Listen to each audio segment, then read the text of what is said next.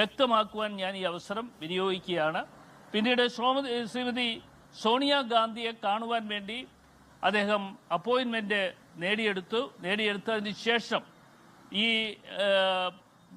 സോണിയാഗാന്ധിയെ കാണാൻ വേണ്ടി അവിടെ വരുന്ന ദിവസം MP എന്നുള്ള നിലയിൽ എന്നെ ബന്ധപ്പെട്ടിട്ട് ഞാൻ കൂടി ചെല്ലണം എന്ന് പറയുകയുണ്ടായി. ഞാൻ സോണിയാഗാന്ധിയെ കാണുവാൻ വേണ്ടി പോയി എന്നുള്ളത് സത്യാവസ്ഥയാണ്. അതിൽ ഈ സ്വർണ്ണക്കൊള്ളയുമായി ഒരു കാട്ടുകള്ളനാണ് എന്നോടൊപ്പം വന്നത് എന്ന് എനിക്ക് അറിയാൻ കഴിഞ്ഞിട്ടില്ല. ഞാൻ ഈ കാട്ടുകള്ളനെ നേരത്തെ തന്നെ മനസ്സിലാക്കിയിരുന്നു എങ്കിൽ ഞാൻ ഒരു കാരണവശാലും അദ്ദേഹത്തെ അടുപ്പിക്കുകയില്ലായിരുന്നു. മാത്രമല്ല, എൻ്റെ ശ്രദ്ധയിൽ വന്ന ഒരു കാര്യം എന്നുള്ള നിലയിൽ ഞാൻ ശ്രീമതി സോണിയാഗാന്ധിയും ഈ കാര്യങ്ങൾ ഞാൻ ധരിപ്പിക്കുമായിരുന്നു എന്നുള്ളത് എനിക്ക് പറയേണ്ടതായിട്ടുണ്ട്. ഇത് ആരൊക്കെയോ ആളുകൾ വരുമ്പോൾ, ഇപ്പോൾ ഇവിടെ തന്നെ വരുമ്പോൾ ചില ആളുകൾ എന്നോട്